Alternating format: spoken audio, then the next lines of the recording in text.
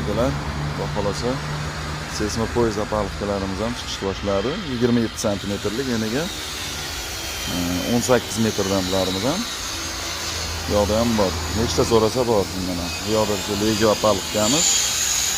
Bularimiz ham tayyorlarimiz bor. Sizlar qalinligi 2,5 mm dan, balandligi 2 metr. Bu yoqda 1 metrlik apalikalarimiz. Bu yoqda 1 metrligini qolgan aravachalarimiz.